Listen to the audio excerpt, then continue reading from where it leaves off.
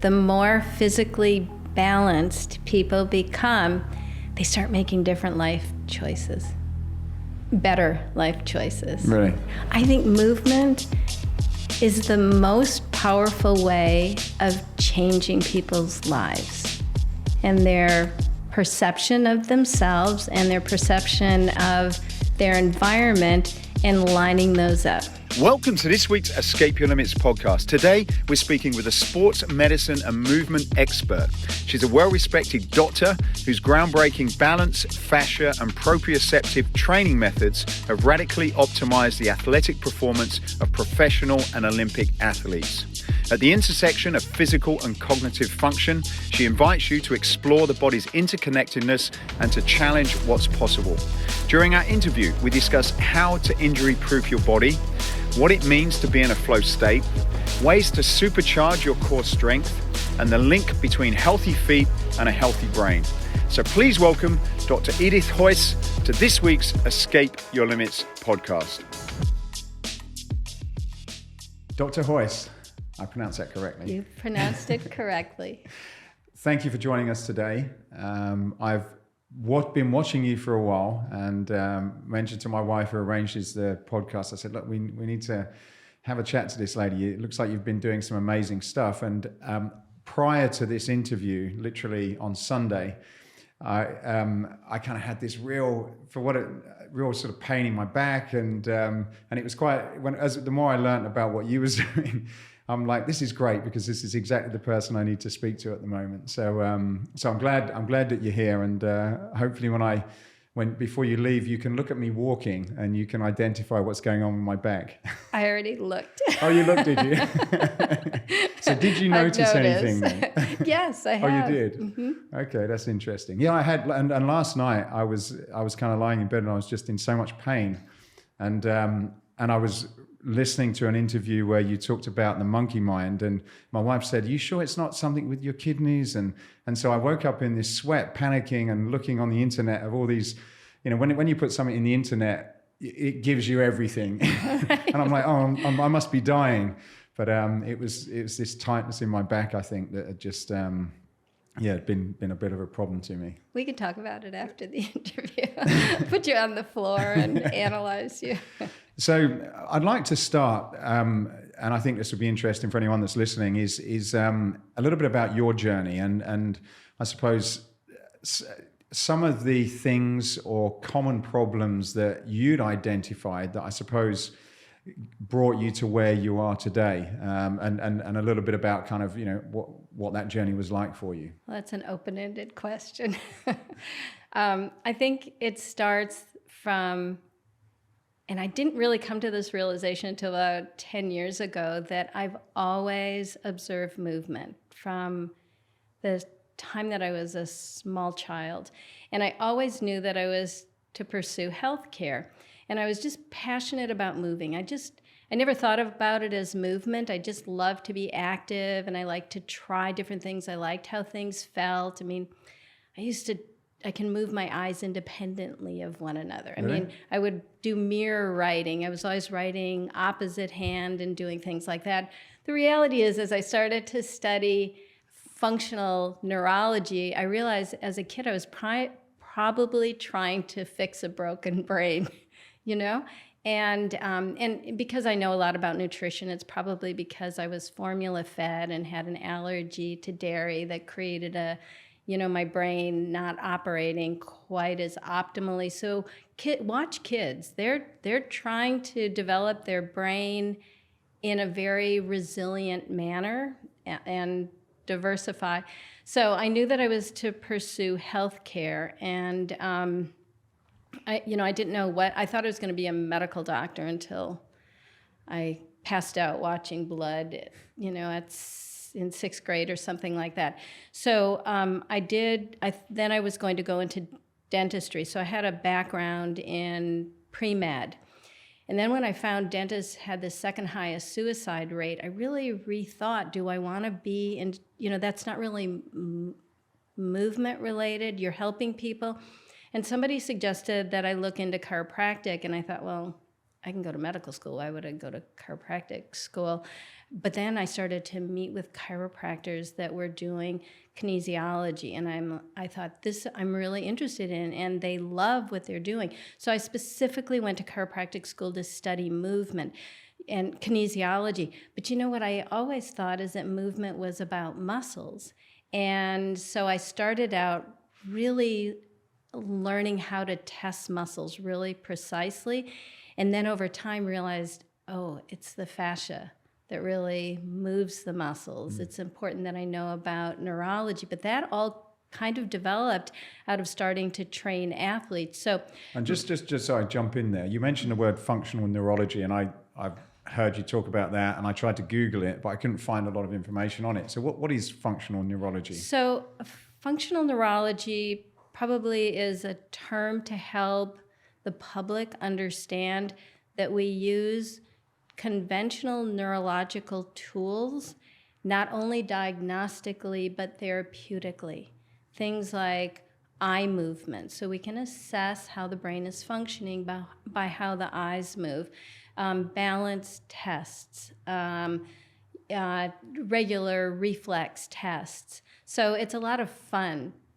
So there are neurologists, largely chiropractors, because we get a really good neurology background, that are practicing functional neurology. So it's quite a brilliant group of people.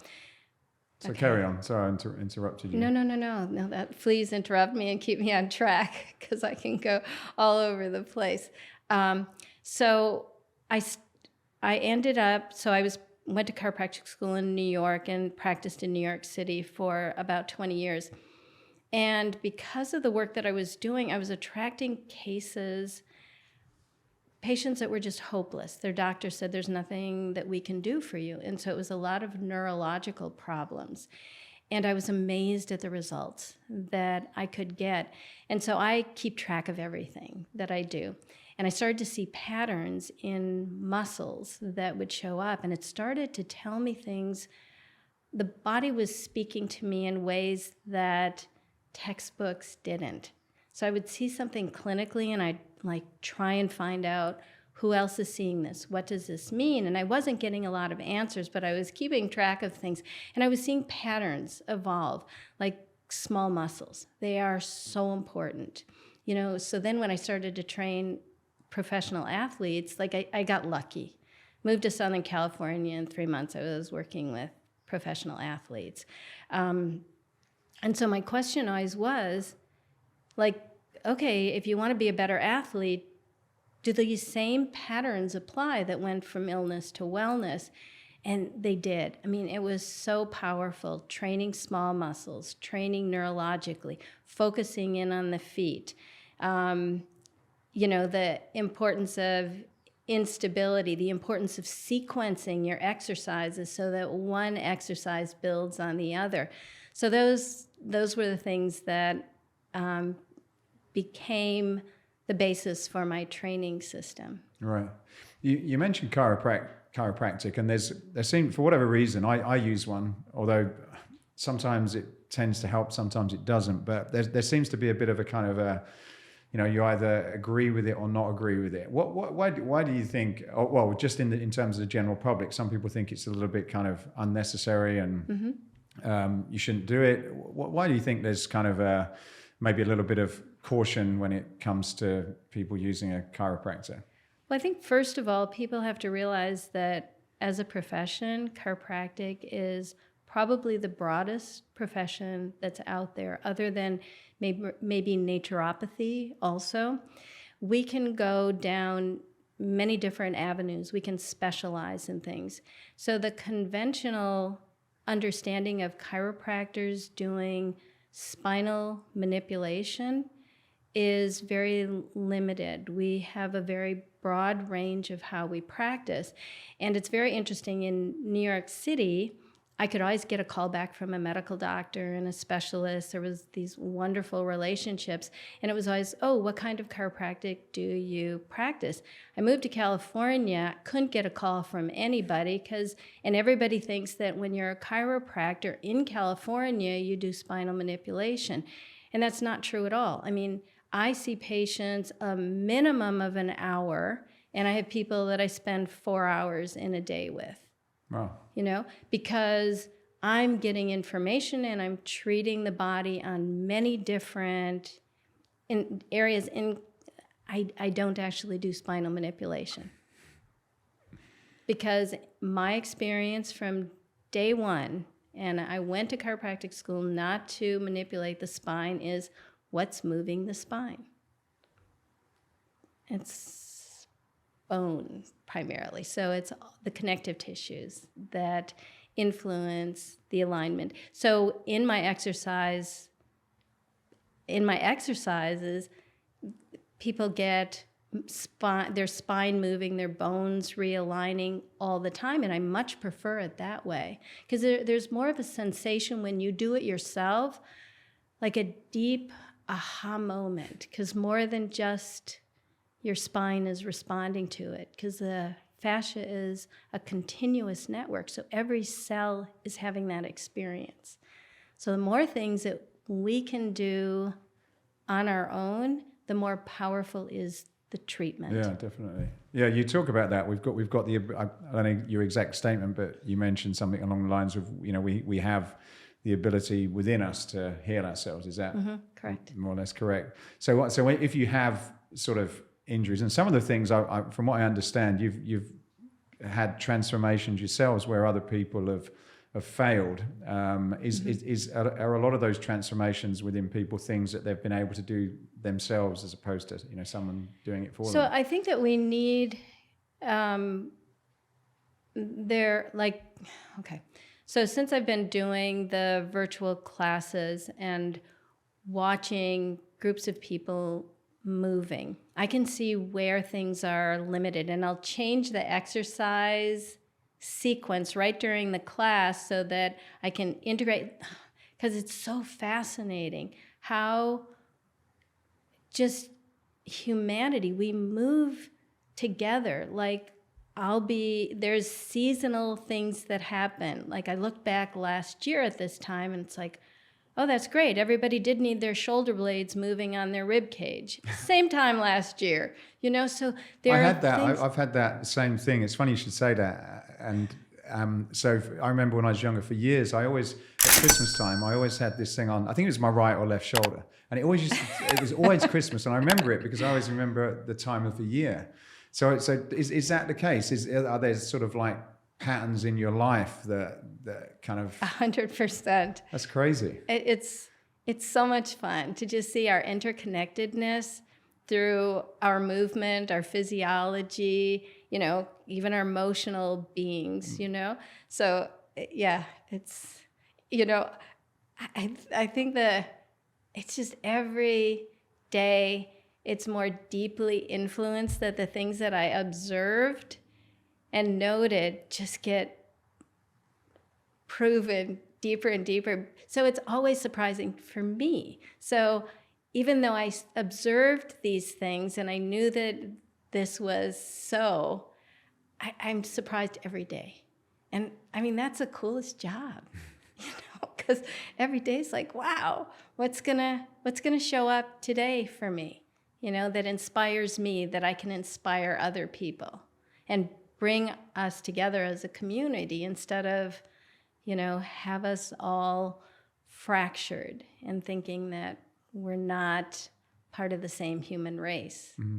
So when you work with athletes, what was an example of some of the transformations that you're able to do there? Oh man, gosh. I remember the wife of one athlete saying, "So did my husband talk to you at all?" And I couldn't shut him up. So it was an example of how if you want to engage with movers like athletes, you better be talking to them while they're moving. Don't expect them to sit down and have a conversation. That was fascinating to me. I mean, the conversation that goes on when you've got movers moving, I mean, they will tell you their whole life story. So I'm encouraging wives and husbands of athletes, engage with them while they're moving. I think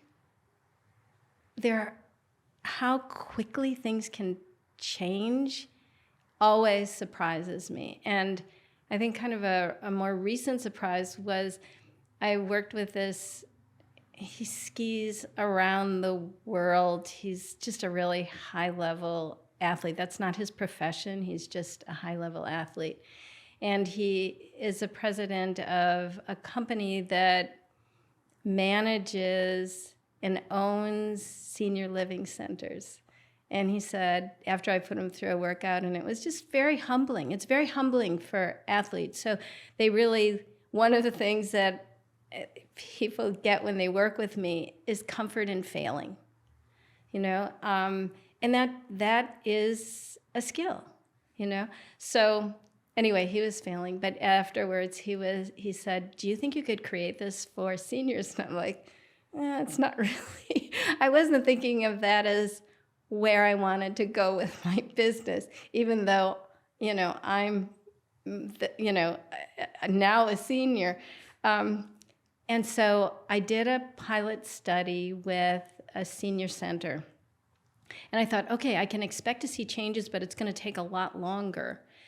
I mean, it was the same turnaround time getting changes that I saw with professional athletes. So that was a big surprise, and that you can use the same principles whether you're 6 years old or 90 years old, So what that comes down to is revolution in motion is something that you can start now and do for the rest of your life.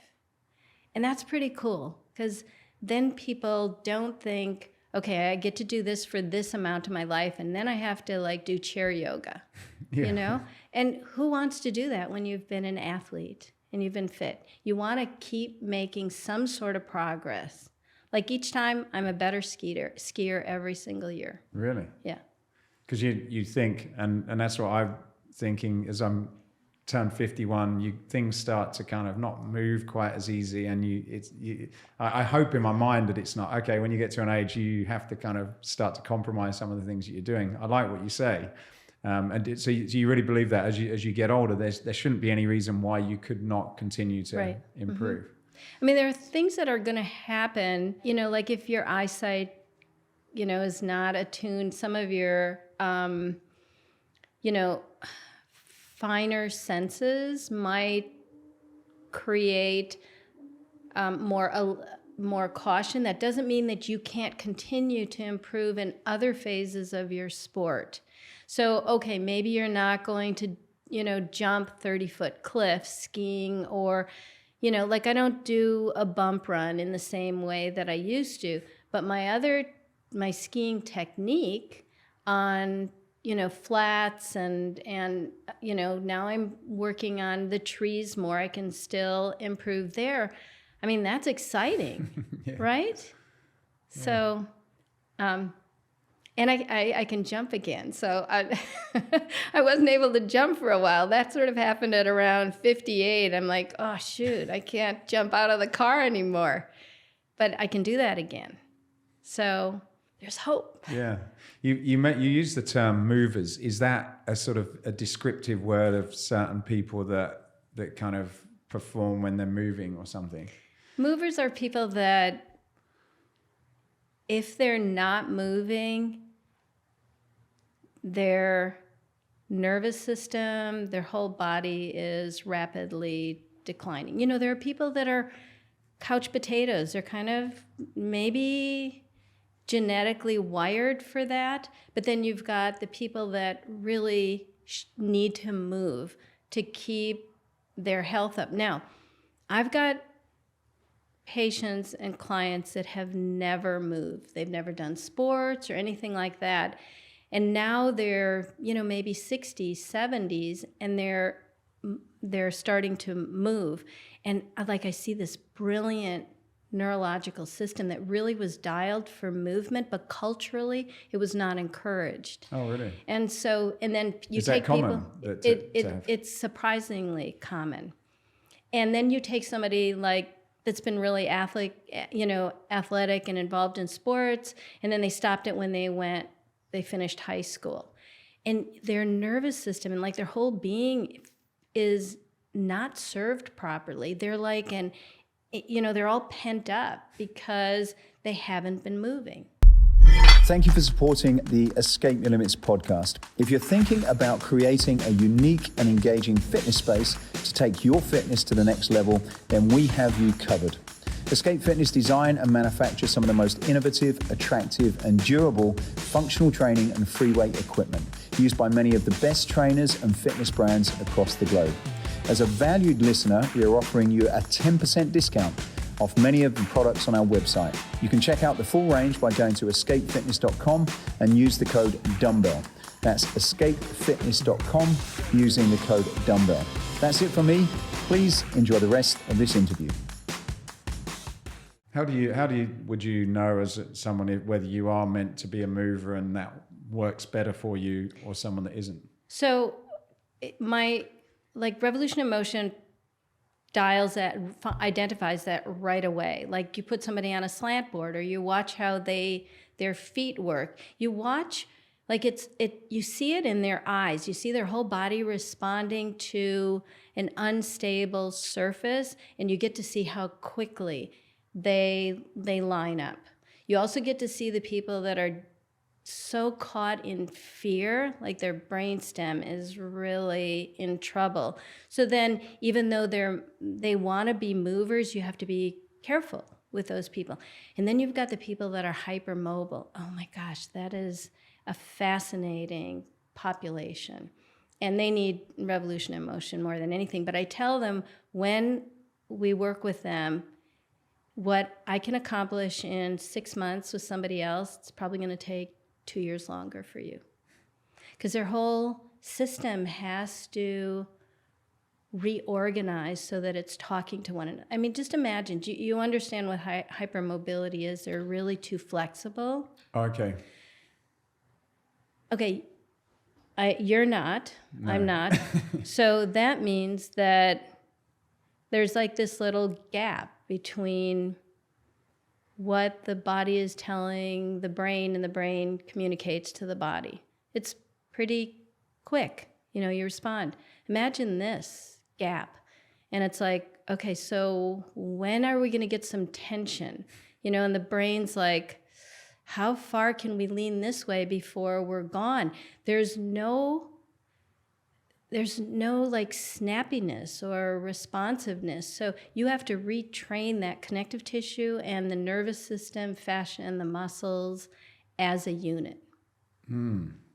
So on that point, then, this is interesting to me. So what I think you've explained is that so you've got people with different, like the movers, for example, but then are you saying then that based on that type of person, that is affecting kind of their mind and what they do? What comes first? Is it like you have these movers or non-movers, or people that are very flexible, and then the rest of the brain and everything kind of has to connect with that, or is it the brain that drives those other things? I think we're wired for being movers or not. You could take an infant that's a mover and put them in a playpen and demolish it, So I think that more people are designed for movement, but whether it's their training, the kind of sports that they played, that could have created so much imbalance that movement is no longer comfortable. And then you've got the people that are hypermobile, and sometimes parents identify that this kid really loves to move and notice that, like, oh, they can point their foot really well, or they lock their knees. Let's put them in ballet, which is actually, ballet is great as long as you have a great ballet teacher. Otherwise, you're going to make a situation worse. So dance is really great for people that are hypermobile. So if you're, say for example, you're a mover and you don't realize it, does that affect the quality of your life in terms of your thoughts and your outlook and Yes. what you do? It does. Mm-hmm. And what way?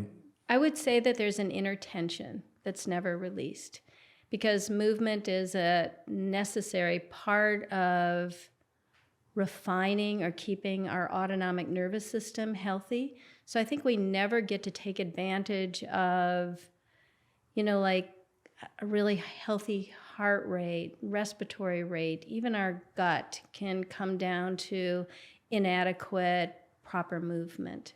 So you mentioned flow. In fact, you did an interview on flow, and I've sort of thought about it a lot. And I've been in this. I guess I'm quite a creative person, and there's times when I don't plan it, and I've got all these ideas. A lot of times it's when I'm running or doing some form of running more than lifting weights, but I kind of get this and I feel I'm in my flow. And then there's other times where I'm sitting down and I have to do something. I have to prepare or create something. And I just cannot come up with an idea, even if I try. So explain, like, firstly, what is flow? And then secondly, is there a way that you can actually sort of turn it on and off? So the way... Well, Csikszentmihalyi really has a much better definition of it, the father of flow. But for me, I would describe it as that state where you're fully immersed or engaged in an activity so that you're almost oblivious to everything that's going on around you. And for me, my experience is I just feel this complete sense of oneness. Lack of separation with sort of all that is. That's why, the first time I think you experience, you wonder, like, oh my God, did I just have a spiritual experience, But you knew that you were physically engaged in something. And I always say, it's like it happens once and you're going to chase it for the rest of your life, And I do, someone had asked me, I had done an interview on flow and they asked, do you feel like, movement is a necessary part of getting into the flow state? And I said, absolutely. And then I realized, okay, artists do it, whether you're, a performer, a musician or whatever. But I think that there's always some physical thing happening, whether you're playing the instrument, painting. But then I think about, there probably are brilliant minds that, are just sitting and they're having that experience. And I've never had it, so I don't know how to speak to it. So can you turn it on and off? I don't think that it's something that can just happen volitionally. But what you can do, and that's why I love what I do with Revolution in Motion, is we can push you to the edge so that it's a lot easier to drop into flow. So does that answer your question? Yeah. Okay. Yeah. So if I want to get into that state, then when I have something to do important and I can't focus, as an example, is it a good thing then to try and create some movement to kick things off? For you, I would try, standing one foot on the flat side of a Bosu ball. Find the thing that, because I always think that there has to be a perception of risk, not necessarily risk, but standing on a Bosu ball on one foot, what's the worst thing that's going to happen? You're going to fall off of it, But it's a perception of risk. And even athletes that do like the craziest things, they still experience a perception of risk if they stand one foot on the flat side of the Bosu ball. So I would look for the kind of thing that helps you get closest to that creative state. Because for me, and what I see with most people, you stand on that and maybe it's rotational movements, it just centers me so much that I feel like I can access all of my being quite easily. Do you think it's almost, when you say there's an element of risk, do you think it's your body's instinct are kind of telling you to be aware and yeah. Right?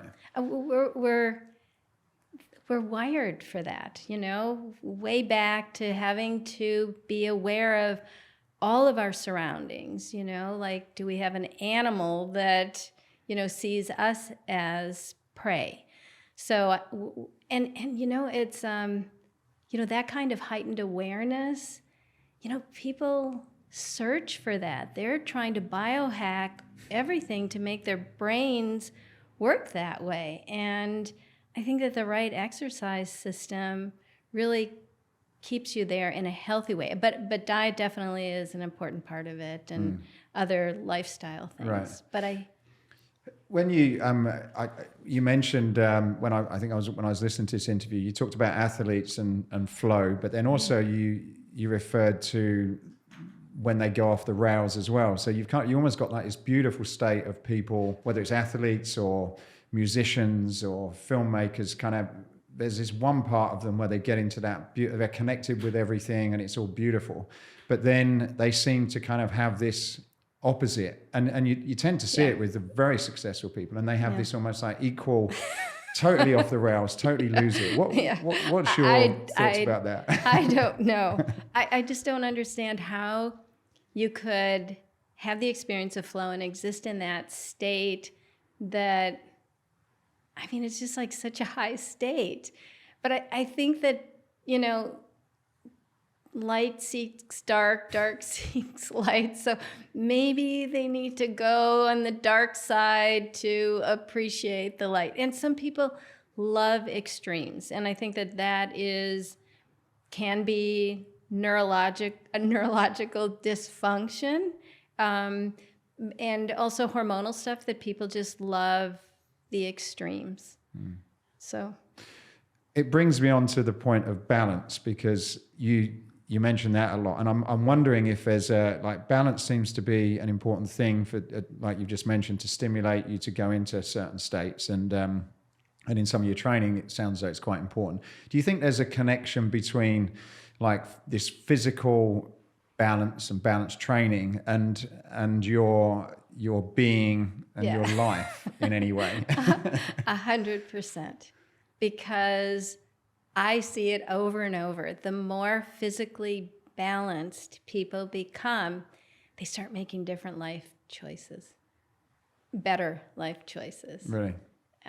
It's, I think you could spend 20 years on a therapist's couch, or you could probably spend a year doing Revolution in Motion, and you'll be more organized or centered. I know that sounds like a terrible thing to say, but I think movement is the most powerful way of changing people's lives and their perception of themselves and their perception of their environment, and lining those up. Because you're going to get back whatever you put out. So stay centered here, and then you're going to attract more things that you're aligned with. And when you say movement, and there's lots of different types, there's mindless movement, and then there's like, I would call balance, certainly not mindless movement, because you've got a lot going on. Would you sort of, is it just any movement, or would you encourage people to think about more, where you're engaging your brain within that movement? So games and challenges and balance things and that sort of stuff. Yes, I do. I think that it's important that, so I don't want people thinking about what they're going to do after they leave the class. They have to be so immersed in their exercise that they can't think of anything else. And that's why I'm like a really big tool person, I love the tools that are going to help to keep people engaged, as well as the system that will keep that engagement. So I'm trying to remember how we got off on this. What was your? So it was really, you can't. So there's I'm kind of saying it wrong, but there's mindless movement and there's purposeful in some way. Okay, so I like exercises that require, and you don't have to be fully conscious of like where your foot is, but there's it's always in the background that you're aware of your movement. So when something starts out challenging, eventually it becomes easier, and then it becomes automated. But even though it's automated, it's still running in the background as sort of entertainment, so you can pull it in anytime you want to be, like if you're getting distracted and you want a tool to bring you in, just think about what's running in the background. Like, okay, what are my abs doing? What are my feet doing? Am I lifting? So I simplify it by having people think about the 6 essentials that I developed as a tool to teach trainers how to assess, and I just basically teach people how to see and do what I'm capable of doing. What are those essentials? Mind your feet. Okay. Hollow your abs, and that's a great place to dive in. Lift your torso, float your head, relax your back, and then your shoulders just fall into place. So it's super simple, and when you can dial those in, you have all the tools you need for proper posture and gait. So I wanted to start with feet. I wrote that one down, which was an interesting one. I heard you talking about even all your individual toes and your small toe and everything. And there's a lot of senses and how your fascia links into your feet. Tell us a little bit about why feet are so important in what you're discussing at the moment. So the feet are amazing. I think my interest in feet came when I was a kid, like trying to run on gravel and then, things like that. So, but it wasn't, I didn't realize it until like really my first month or so in practice. The patients that I had whose lives were sort of wrecked by pain always had foot problems. So then I would learn how to manipulate the feet, and I just had to keep diving into the importance of the feet.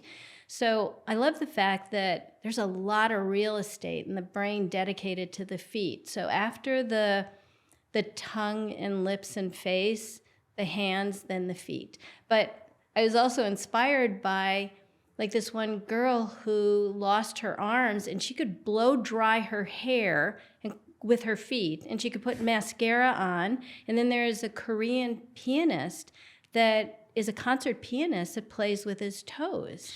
So, doesn't that tell you how important they are? And we're walking on them, So the feet have lots of neurology. So not only brain, but nerves. And then it's just really amazing, the design of the fascia of the feet. So I like to tell people, so we've got the superficial fascia and we have the deep fascia. And usually there's a fat layer between them. On the feet, they're merged. So the superficial fascia gets information from the outside of the body. The deep fascia can get information from the inside of the body, and they merge. So they're talking together. So we're getting so much information in our feet. And feet are very emotional for people. Like I also think about people that have very low self-image oftentimes have very ugly and uncomfortable feet. Really? I'm not kidding. It's the craziest thing.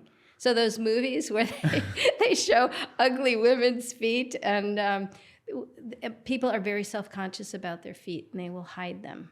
Is there things that you should do? Like I've read about the importance of walking out on the ground or on the beach or just with bare feet. Is that, and there was some crazy reason that they explained, but I did it, and I like to try and do it as much as I can. But are there some things that you should do for your general well-being that we can all do? Yes.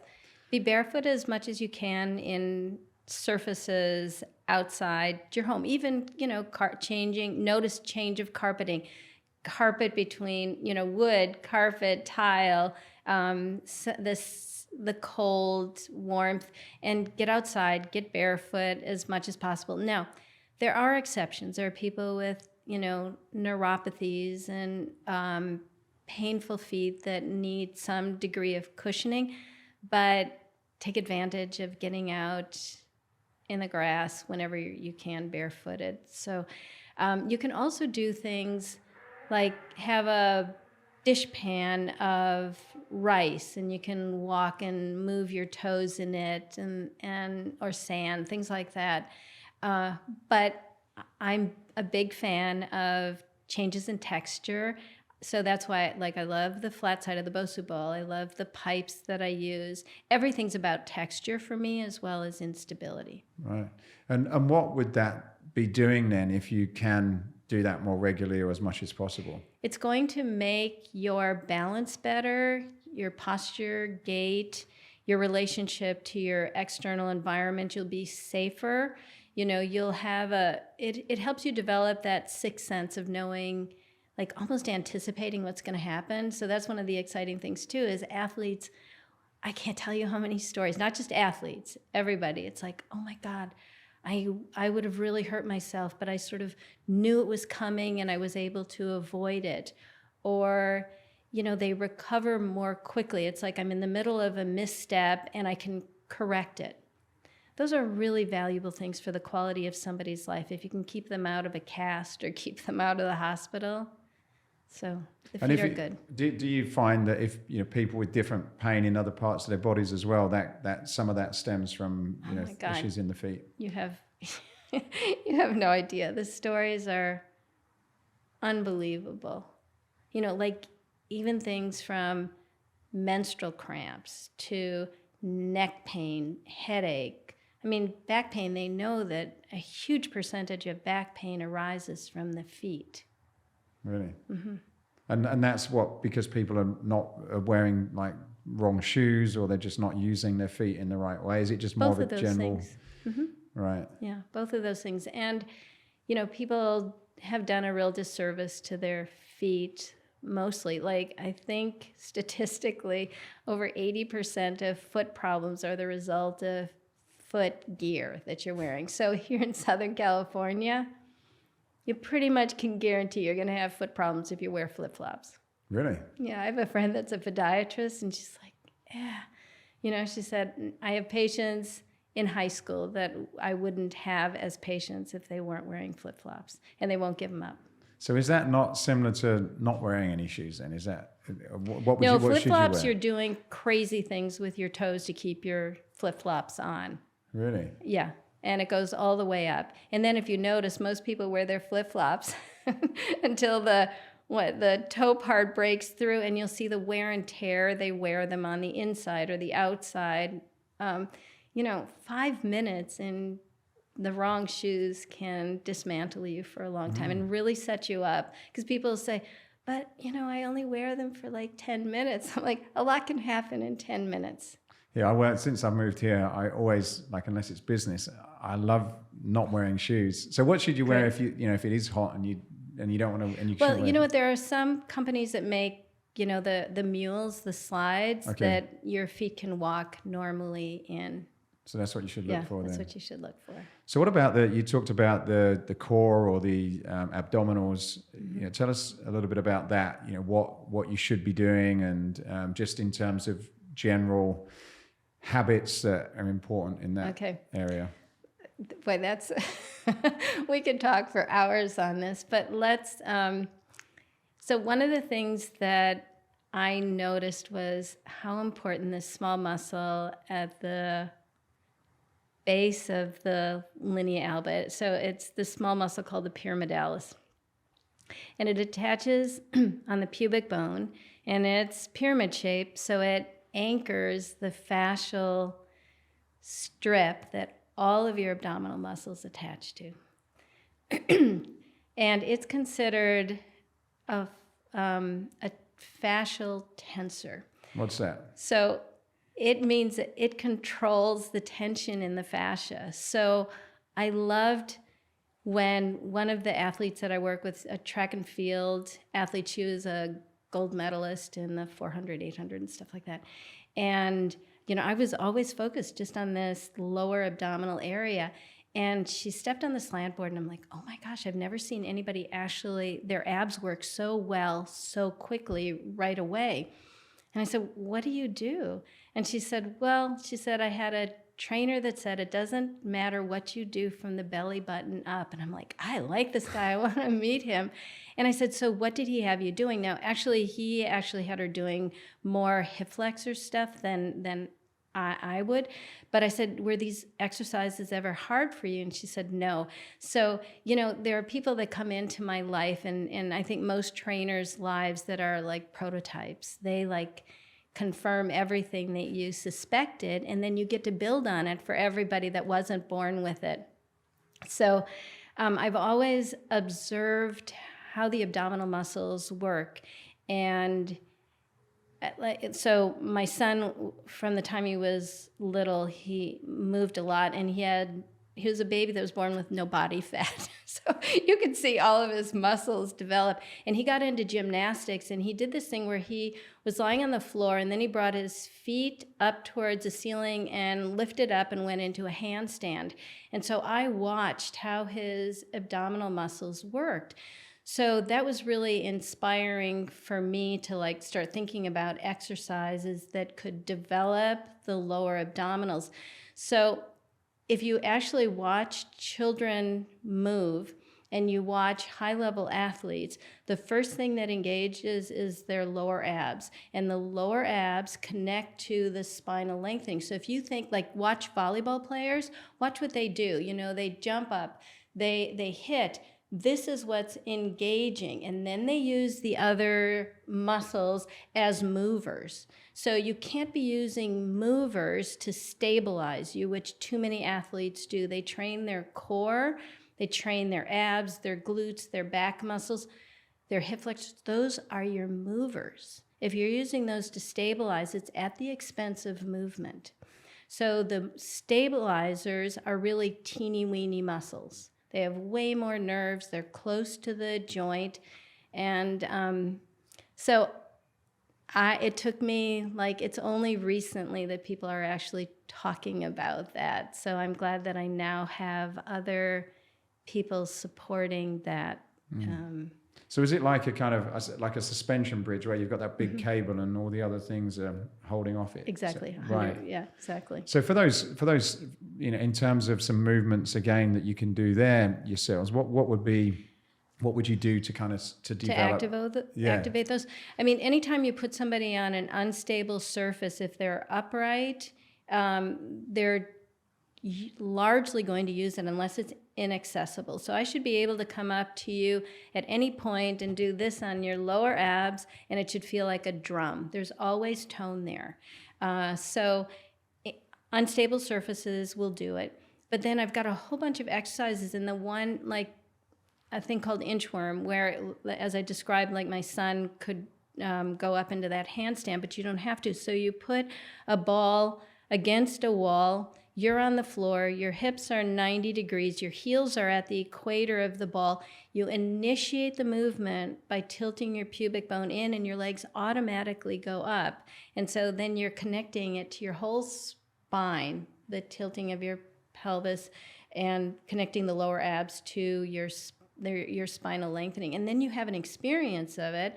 It's like, oh yeah, now I get it. And then there's another one where you kneel with your knees right next to each other, your hands on top of an exercise ball so that your back is flat, and you just rock forward and backwards. The only angle that changes is your hips and your knees, and you feel the abs just being drawn into the front of the spine while the spine lengthens. So it's indisputable. Once you go through some of these exercises, you're like, oh my gosh, this is what I've been looking for. Because it results in quickness, explosiveness, more strength, less likelihood of injury. I mean, performance goes up like skyrockets, because then everything that you've already done up to this point has a better foundation. So it's not like you lost a whole lot of ground. When you train this way, all the other stuff that you learned kind of has the right place to attach to.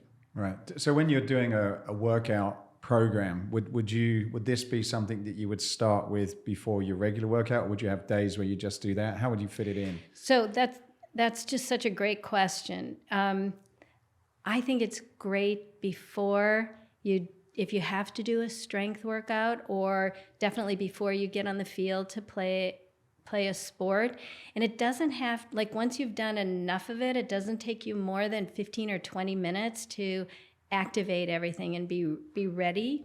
And you'll be stronger and engaged. But sometimes if you've done like a heavy plyometric session or CrossFit kind of intense stuff, you probably would want to also do some of it afterwards to take all of that sort of aberrant data, because it kind of is that to the body, and bring it together so that it can attach to that foundation. Interesting. What do you think about vibration then? Is that like if you're on a vibration plate or something, is that? So I met my husband because he had the Bentley of vibrational platforms. Really? Yeah. It was called TheraVibe. But 2008 hit. I mean, it was $18,000, and it's amazing, but people weren't spending that kind of money. They couldn't get financing for it. And his was the only one, in my opinion, that's valuable is straight vertical. And so this is not good, this is not good. And at one point I had 5 vibrational platforms in my garage running athletes through it because they all wanted like the endorsement. And I'm like, I'm sorry, I can't. You know, there's one company that's a big company, and I'll personally share that story with you. But so I met my husband because there was a platform that I was selling. It was Korean, but they were having a lot of problems with the upkeep. So he came to the U.S. hired by a company that partnered with a company, and he did the vibrational platform. And when I met him, he was designing it, and I said, could we partner up, and would you put my programs on your platform? Because I knew what vibrations worked best for different body parts and neurological. So we put all these programs. So anyway, it's great. But the upside of it is it feels great. It's beneficial temporarily. But long term, it doesn't have, I don't think it's worth it unless you're over 70 and you're not exercising. So it's good for people that can't exercise. But other than that, I personally think athletes shouldn't waste their time on it. Even the vertical one that you was talking about? Mm-hmm. Really? Okay. So, go on. No, I mean, I've done years of training on it, and it doesn't convert in ways that it doesn't sustain. Why do you think that is then? I think that what happens is that even though you change it up, it's an outside force that your nervous system adapts to. Mm-hmm. Whereas our own nervous system changes so much on a day-to-day basis that if you can put somebody just on a, I keep saying flat Bosu ball because I do love it, the interface with that tool that's consistent is changing because of our own nervous system. Okay, we're affecting how it moves as opposed to that, Correct. Us reacting to that. Okay, that makes sense. It's interesting. Yeah. And I suppose it kind of makes sense in terms of what our bodies are there to do. We're there to respond to things. And if anything's too consistent, it just goes away. Have you done vibrational training? Do you like it? I used to. The only time I did it is if I was a little bit stiff, and I got friends in that world, so I don't want to say anything bad about it. But it was a nice thing if I wanted to warm up quickly. It used to. It's great for moving the lymph system. Right. Okay. And it can activate the cerebellum. So it's great as a warm up. I put that down actually, the cerebellum. What's activating the cerebellum, and why should we be doing that? So the cerebellum is a part of the brain that is an editor. It takes all the information from the body concerning movement and edits it, then sends it up to the brain as we know it, brain makes a decision on it, sends down the information. The cerebellum takes another look at it and edits it again and sends it to the body. So it's very tied in with our vestibular system, our eye movements, our neck and head movement. So you put somebody on a vibrational platform and the cerebellum gets more activated by getting that data from the feet and figuring out what to do with it. And you can get, one of the programs that I have on his machine, I call it flexibility, but what it does is it really targets the muscles of the spine they're very sensitive to the data from the cerebellum. So, and so activating that is an important thing for you to do, just pre-workout or just generally to activate? Generally to do that, but you can also get that just by standing on the flat side of a Bosu ball. Right. So I wanted to just talk about fascia. It's, from what I've understood, I've interviewed a few people about it. It seems as though that what we know about it is very recent, and we're still discovering more things about how amazing it is. Yeah. What I guess one is that sort of how you see it, and two, like what how are you now utilizing the knowledge that we now have about fascia into what you're doing in terms of your programs? That's a great question. I love it. So I've been in practice for almost 40 years. So I have studied lots of connective tissue techniques. And there were always like holes in it for me. Like it didn't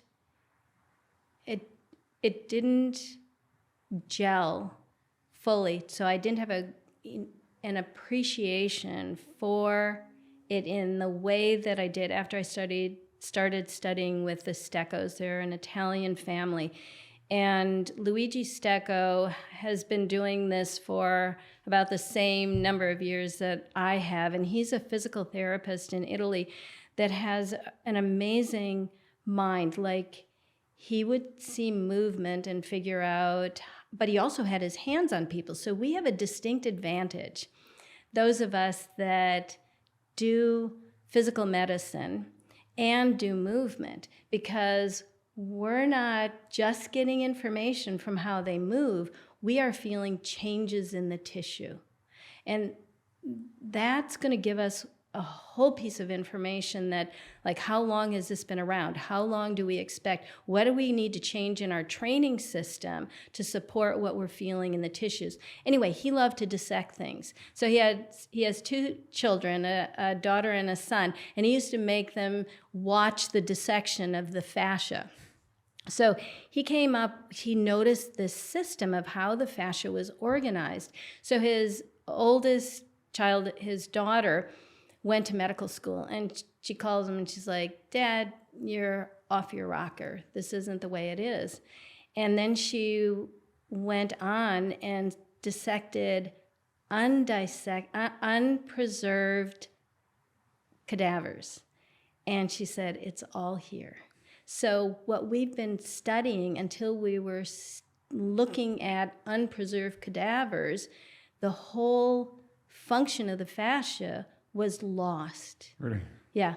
And so when I saw the textbook, one of the Stecco's textbook, I look at the cover and I'm like, oh my God, this is a system that sees movement, sees the fascia or something the way I see movement. So they came to the U.S., it was like 2 months before they came to the U.S. for the first time, and their knowledge of the fascia down to what it looks like under a microscope and looking at just to give you an idea, they're hypothesizing that the fascia is continuous with the membrane around the nucleus.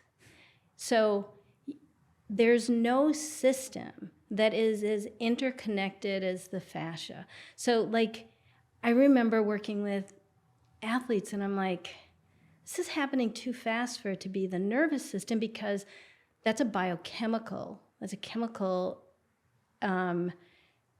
experience, thing that happens. Reaction. Reaction, Right. thank you. And something's happening faster than that. So when you think about the fascia and fascia around every cell, as one cell shrinks, the neighboring cell is changing. So it's always changing with every cell in the body. So you can only imagine how powerful that is. So when we're changing movement, we're changing every cell in the body. So the fascia likes different kinds of movement. So what I understood why my training works so well is because of the fascia and its connection to the, as I mentioned earlier, the nervous system and the musculoskeletal system, because it really is the connector between the nerve signal and the muscle itself. It's the thing in between. So the fascia doesn't like it when you hold postures. Really? Yeah. More, and you need to change the loading. And it loves plyometrics. Eccentric is great for the fascia. I sort of could go on and on about that. And I just think that it's the system that connects, our physical, emotional, mental, spiritual being. Really? Yeah. So it connects, so your thought is linked into that as well, Yeah. then, is it? Mm-hmm. Wow. The healthier your fascia is, the more decisive you are. Yeah. The more spontaneous you are, the more balanced you are mood-wise. Yeah. It's like the And is it madness. something like kind of keeping yourself in shape? Can you, tidy up, tone up your fascia Yes. at different ages? At different ages. Really? Yeah. I mean, I wouldn't have, if I didn't have the personal experience that I have of training elderly, 90, 80 some year olds and seeing, their claw toes starting to lengthen. And we always had to adjust the walker height by like 3 inches because all of a sudden they were upright. And then just watching the dynamism, athletes, it's almost like a deer in headlights. They're like, oh my God, did I just do that? Because it's so spectacular. They can't, this is so funny because it happens so consistently. Like there was a basketball player that started doing the training and he went up and hit his head on the hoop. There was a volleyball player, he overshot it by like a foot, but only the first time. And then you equilibrate. That's a lot of change to get so dramatically with, one training. And one high jumper, she jumped 3 inches higher in her personal best after doing the pelvic floor workout. So you're creating workouts then to kind of specifically around the fascia then? Is that kind of a lot of the center of what you're doing now, would you say? Or No, I'm actually understanding what I was doing. That I didn't know why I was doing it. I was noticing response. Now I have an explanation for it. And so now I can explain it. So I guess, yes, in some ways,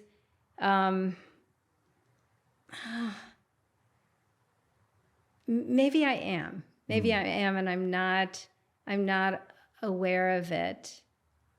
But we run through planes of movement before a class. I'm okay, do this and all these different, and then we do a class and then retest those planes of movement, and everybody's like, oh my God, that made a huge difference. But so I guess probably, I'm always learning and I'm always developing new sequences. So yes, I'll be more aware of it going forward. Okay, Matthew. Do you think it's going to also influence other people now? Because as you say, it is quite new. Do you think there'll be more, people who understand, more people who apply some of this knowledge in all different ways? Absolutely. I love that people are talking about the fascia more, but I'm kind of horrified by what they're doing. Some of the fascial tools, and the public, it would be nice if they were more informed of what you need to do to restore healthy fascia, because they're using a gun and they're like going at one area and they're probably hurting their fascia more than helping it, Really? but getting some relief. But you will get relief. It's just that a year and a half down the road, you may have created a problem that the body could no longer adapt for. So it's Are you not, referring to some of the massage guns that I've been Right. using this morning? Yeah, let me show you how to use it. You can never do just one point. You have to do the right sequencing. So Okay. to just target one area. And hit it hard is not a good No. thing to do. No. So look, I could really go on for a long time, but I know we can't. And I'm definitely going to have to meet you again. But before, I've got two questions. But before that, for people who are now very intrigued about some of the things you're doing, where can they find more information about you? So go to my website, revenmo.com, and I've got lots of information on there, and you have access to signing up for virtual classes and just see what we're doing. Right. We'll put the link in on YouTube and on the podcast just so people can find that as well. So in terms of some useful, I suppose, daily habits that anybody of any age, any ability can do, would there, and in terms of where we started, in terms of this mind, body, spirit connection, are there any things that you would say, look, try and fit this into your week, try and do some of this, even if it's like a small sort of baby step? So there are a lot of fun things that we can do. We can start by heightening our brain and our nervous system by doing things like brushing your teeth with your left hand if you're right-handed, doing tandem standing, just stand with one foot in front of the other. It's sort of like a sobriety test. And if you're comfortable, close your eyes. These are all things that are going to improve our balance and improve our posture and gait. But on my website, I have a little video on the essentials that'll teach you how to access your essentials. And once you know about those things, like, if you're sitting in a car, it's a little hard to hollow your abs, but you can really think about lifting your torso and directing the top of your head. So we always have these tools running in the background that when we feel a little bit uncomfortable, like that our sitting is not effortless, we tune into those. So those are great tools for a lifetime. I'm trying to think of anything else. Oh, there just are so many But there's plenty of things that I stuff on your love. website. Yeah, there's lots there. Okay, excellent. And so my final question is, escape your limits is about escaping what you believed is impossible and gone on to make it possible. What would be an example of where you've escaped your own personal limits? Well, I'm a half inch taller than I was a year and a half ago. And I've maintained the same height up until I started teaching classes. So, 6 classes a week. And so I'm a half inch taller, which is just awesome. I didn't think that was possible. I also, thought I was going to need a hip replacement 2 years ago because I've had crashes on my bike. And I have no pain in my hip. My hip is mobile. And I've seen this happen with other clients and patients that have been told that they needed hip replacements that don't. So I want to say to everybody, before they need a hip replacement, do Revolution in Motion, because you might not. I'm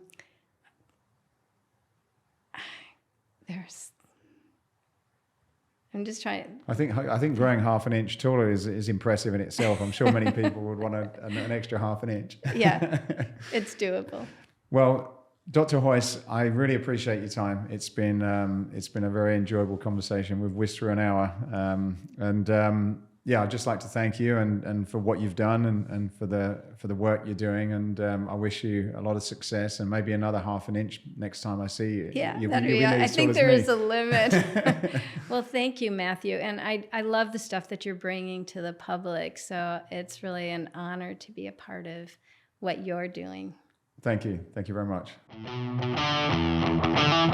Hey, I hope you enjoyed this podcast. If you did, then please go over to iTunes and subscribe to the Escape Your Limits podcast. Leave a review, leave a comment. It really would help us a lot to continue to keep these going.